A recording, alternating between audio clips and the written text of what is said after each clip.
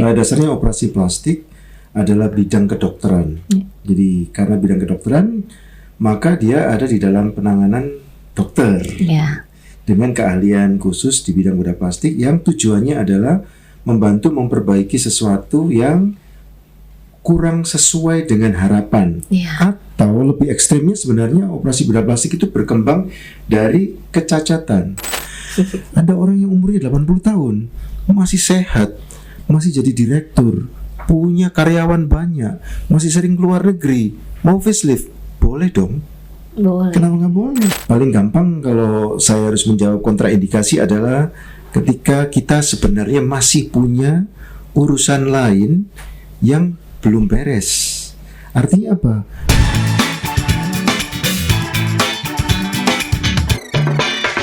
Here we go.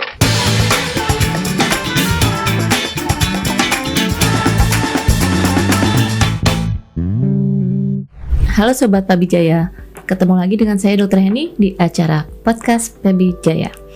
Kali ini kita kedatangan tamu Prof. Teddy Prasetyono, bedah plastik, sebagai salah satu pakar bedah plastik. Ya, selamat sore Prof. Teddy. Selamat sore Dr. Heni. Ya, kita hari ini berbicara mengenai operasi kecantikan, manfaat dan resikonya. Ya, operasi kecantikan yang kita kenal sebagai bedah plastik nih. Ini topik yang menarik sekali nih. Baik perempuan maupun laki-laki, saat ini sudah semua orang tahu apa itu bedah plastik, bedah estetik. Ya Prof, kita akan bincang-bincang mengenai apa itu bedah plastik. Ya, mengapa seseorang itu begitu ingin kadang-kadang untuk operasi bedah plastik atau bedah estetik ini, Prof? Kalau orang kenal biasanya sudah menyebut dengan oplas ya. Oplas. Buat kami sendiri pertama kali dengar oplas, opo gitu ya. Apa ini oplas? Operasi plastik. Operasi plastik. Dasarnya operasi plastik adalah bidang kedokteran. Jadi karena bidang kedokteran, maka dia ada di dalam penanganan dokter. Dengan keahlian khusus di bidang bedah plastik yang tujuannya adalah membantu memperbaiki sesuatu yang kurang sesuai dengan harapan. Atau lebih ekstrimnya sebenarnya operasi bedah plastik itu berkembang dari kecacatan, Awalnya kecacatan, ketidaknormalan, lalu diupayakan diperbaiki. Ya, nah sekarang itu kita kaum wanita nih, yang paling banyak kaum wanita mungkin ya Prof ya masih ya, ingin tuh selalu lebih cantik, lebih langsing, lebih muda. Jadi apakah semua keinginan atau harapan dari wanita atau laki-laki atau siapapun itu bisa dikabulkan dengan operasi bedah plastik ini, Prof? Sepertinya yang akan dibahas memang adalah salah satu bidang dari dua bidang besar bedah plastik, yaitu bedah estetik ya. Iya, oke, kita bedah kecantikan. Bedah kecantikan aja ya, Prof. Pada dasarnya bedah estetik atau kecantikan itu ditujukan, atau kosmetik juga boleh lah gitu, ditujukan untuk orang-orang yang normal. Karena dia berbeda dengan yang rekonstruksi ya. Untuk mereka yang membutuhkan, karena tadi saya bilang untuk memperbaiki kecacatan, ketidaksesuaian dengan harapan gitu. Nah, yang estetik adalah mengurus orang-orang yang normal. Lalu apakah semua keinginan itu dapat dipenuhi? Itu pertanyaannya ya. Pertanyaan itu. Maka kami sebagai pemberi jasa bedah plastik memang memiliki koridor dalam dunia kedokteran untuk melihatnya tidak sekedar dari aspek keinginan, melainkan juga dilihat latar belakang dan berbagai hal yang lain yang tidak bisa dipenuhi. Jadi ada batasan dalam operasi kecantikan ini ya, Prof ya. Ada batasan, bukan hanya keinginan kita saja. Apa itu, Prof? Kita lanjut nih perbincangan. Misalnya nih ya, kalau ambil contoh ekstrim, tapi ini memang bisa jadi tidak ada di dalam benak pemirsa atau sobat Pabijaya gitu ya. Yaitu adalah manakala keinginan itu datang dari background yang tidak sesuai harapan. Mengapa? Karena pada dasarnya seseorang, misalnya contoh seorang perempuan atau sebaliknya seorang laki-laki gitu ya, ternyata menginginkan perubahan pada dirinya akibat hubungan yang tidak harmonis dengan pasangannya. Lalu hubungan yang tidak harmonis itu mencetuskan kondisi sampai pada simpulan atau persepsi seseorang itu merasa bahwa ada hal yang keliru pada tampilan dirinya. Lalu meminta untuk operasi bedah plastik. Padahal kalau ditilik backgroundnya lebih dalam, bisa jadi hubungan yang tidak harmonis itu sudah relatif damage. Jadi kasarnya misalnya kalau pasangannya itu sudah punya cantolan lain, Ya. diri sendiri mengorbankan diri untuk melakukan perubahan tapi tidak menolong kondisi. Nah, misalnya kalau ketangkep sampai ke sejauh itu, ya tidak tertolong dia walaupun sudah melakukan perbaikan. Gitu. Jadi pasti harus ada sesi konsultasi dulu dengan dokter bedah plastik ya, Prof ya. Iya. Bagaimana harapan itu, apakah bisa sesuai dengan yang akan dituju ya, Prof ya. Misalnya kalau ini saya ingin lebih mancung gitu. Kalau yang simpel-simpel mungkin bisa ya, Prof ya. Tapi Iya. kalau yang di luar nalar itu batasan-batasan yang harus kita lihat lebih jauh ya, Prof ya. Iya. Nah, operasi estetik ini kan sendiri kita sudah kenal dari dulu ya, dari kepala sampai kaki semua bisa dioperasi mungkin ya, Prof? Iya. Apakah ada perkembangan terkini untuk operasi plastik ini, Prof? Karena mungkin kata operasi itu berhubungan dengan pisau ya, jadi masyarakat juga atau kita semua harus tahu apa sih yang kita akan dilakukan pada seorang pasien yang akan menjalankan operasi bedah plastik itu, Bro. Oke, saya menangkap beberapa pertanyaan yang saya coba upayakan untuk meresponsnya. Bahwa ada perubahan-perubahan dalam hal layanan bedah plastik, Ya. bisa jadi saya harus menjawabnya iya. Ya, Sebagai contoh, kalau pada masa lampau, kita orang Asia itu pada umumnya merasa hidungnya kurang tinggi, lalu dalam bahasa awam kurang mancung. kurang mancung. Kalau kurang mancung, pekerjaannya dimancungkan. Lalu pada masa atau era lampau, sebenarnya belum terlalu lama era lampau itu 10 tahun ke belakang gitu ya, memancungkan hidung dengan memasukkan implan yang seringkali dipakai adalah karet silikon gitu. Ya, Perkembangan yang sekarang itu tidak lagi sekedar tanda kutip memasukkan karet silikon, melainkan diupayakan perbaikannya dengan berbagai teknik yang memang jauh lebih maju. Selain juga lebih kompleks dan lebih rumit, tetapi diharapkan hasilnya lebih baik. lebih indah. Karena komplikasi akibat penggunaan benda asing, yaitu karet silikon tadi, implan silikon itu menjadi dieliminasi. Dan itu pun melewati fase transisi juga yang masih berlaku sampai sekarang. Misalnya penggunaan silikon itu sendiri. Juga ada penggunaan teknik yang campuran atau istilah hibrida ya, antara penggunaan materi bahan tubuh diri sendiri ataupun menggunakan campuran dengan materi implan silikon itu. Ya. Di aspek yang lain, apakah ada perubahan untuk tawaran oplas secara teknik? Tentu banyak. Ada perkembangan yang cukup detail yang barangkali tidak cukup untuk dibahas satu persatu gitu ya. Saya berhari-hari. Nah, lalu bagaimana dengan persiapan pasien? Saya menitipkan nomor satu saja dulu sebelum Anda elaborasi, yaitu you know what you want. Anda tahu apa yang Anda mau. Jadi pada dasarnya kalau dok, tolong dong berikan saya oplas, perbaiki saya. Nah, sebenarnya bagi kami dokter bedah plastik, kandidat seperti itu, pasien seperti itu bukanlah pasien yang ideal. Karena apa? Karena dia tidak tahu apa yang dia mau. Ya, oke. Jadi itu adalah persiapan yang mendasar. Persiapan yang lain bisa kita bicarakan lebih jauh. Antara lain adalah dia sudah tahu apa yang akan dikerjakan pada dirinya. Jadi kalau belum tahu betul, sebaiknya jangan memutuskan untuk ya saya mau operasi sekarang gitu. Jangan.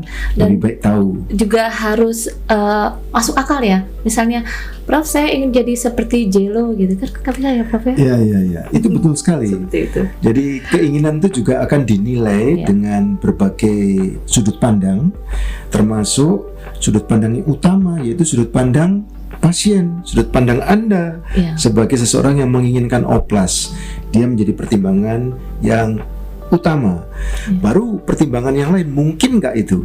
Jadi kalau keinginannya setinggi langit gitu ya kasarnya, sementara seseorang diri kita tidak menyadari modal saya di sini nih, bagaimana saya mau diajak untuk melompat jauh tinggi gitu kira-kira. Iya, baik ya. Oke, sekarang kita beralih ke topik berikutnya, operasi bedah estetik bedah plastik, bedah kecantikan, apapun itu, apakah ada risiko setiap tindakan yang dikerjakan ini, Prof?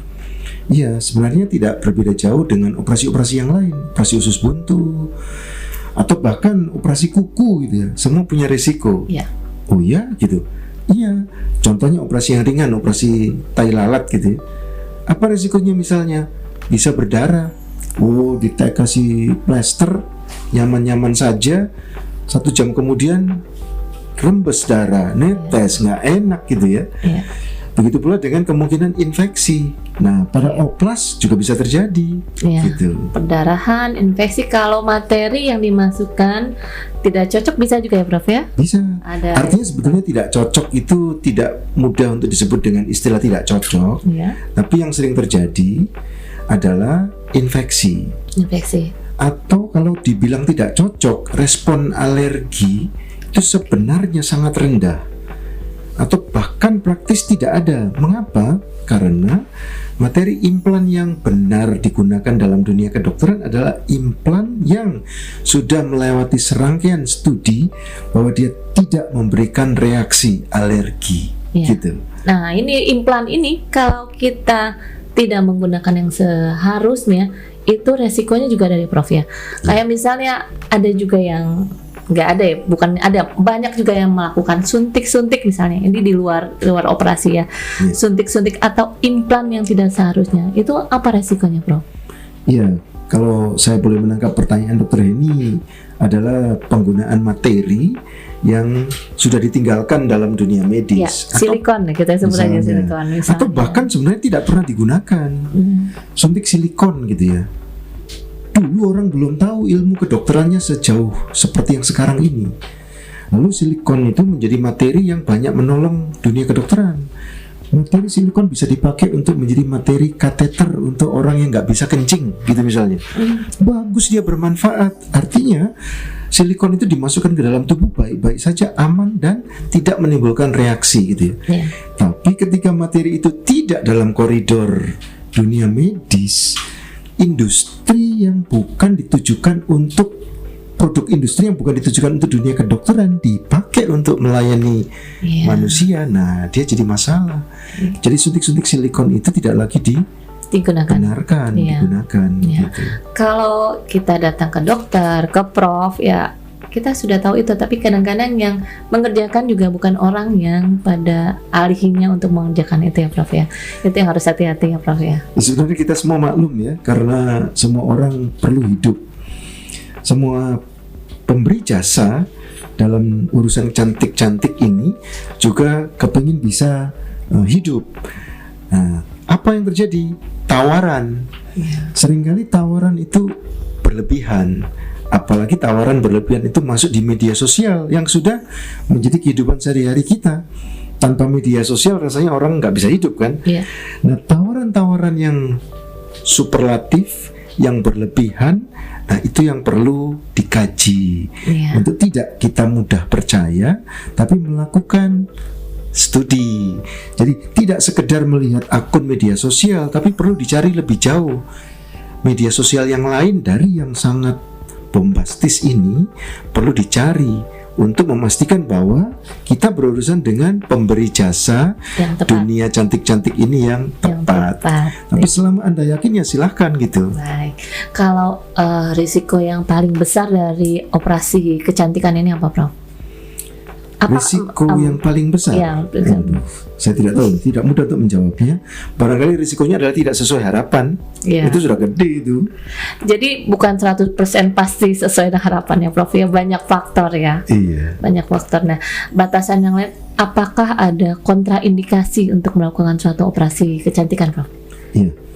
Paling gampang kalau saya harus menjawab kontraindikasi adalah ketika kita sebenarnya masih punya urusan lain yang belum beres. Artinya apa? Masih banyak yang diurus. Yaitu misalnya, oh saya punya kencing manis nih, saya belum terkontrol dengan baik, tapi saya juga mau untuk tampil lebih cantik gitu. Nah, kalau kencing manisnya belum dibereskan, ya nggak usah naik dulu, naik langsung ke operasi cantik-cantik gitu. Sama halnya dengan kondisi-kondisi yang lain, termasuk misalnya kondisi finansial. ada kebutuhan yang lain yang lebih penting, urusan biaya untuk anak sekolah atau hal-hal yang lain yang sebetulnya yang lebih membutuhkan perhatian. Nah, uang yang ada itu jangan dipakai untuk oplas. Tapi Karena penting itu relatif loh, Prof. memang betul. Jadi ketika menilainya itu tidak tepat, itu saya harus katakan bahwa kebutuhan tersier untuk urusan oplas cantik-cantik itu betul-betul sudah dengan cadangan yang kuat, bahwa urusan primer dan urusan sekunder sudah aman. Ya. Majulah ke urusan tersier gitu. Nah, kalau indikasi itu selain ini, Prof, selain keinginan kita, Ya. misalnya kita ngomong indikasi untuk facelift deh, Ya. facelift atau ingin awet muda, itu apakah ada batasan usia atau ada indikasi tertentu, Prof? Pertanyaan yang sangat menarik nih sobat. Kalau saya harus menjawab langsung, tidak ada indikasi batasan usia. Ada orang yang umurnya 80 tahun masih sehat, masih jadi direktur, punya karyawan banyak, masih sering keluar negeri, mau facelift, boleh dong. Boleh. Kenapa nggak boleh? Walaupun sudah umur 80 tahun gitu ya. Iya. Gitu kira-kira. Kalau batasan bawah?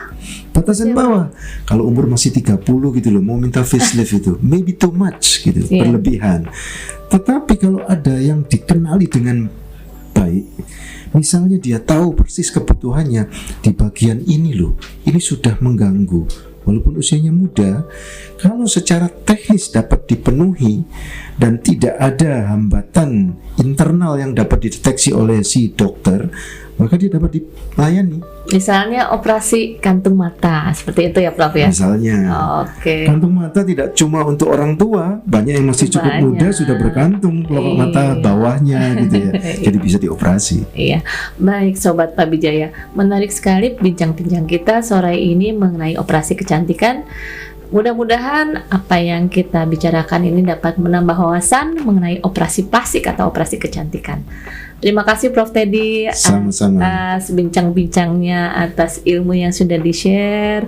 Semoga Sobat Pabijaya bisa menambah wawasan para pemirsa di sini ya. Kita ketemu lagi dalam kesempatan lain. Terima kasih. Terima kasih Sobat Pabijaya. Ketemu lagi di podcast berikutnya.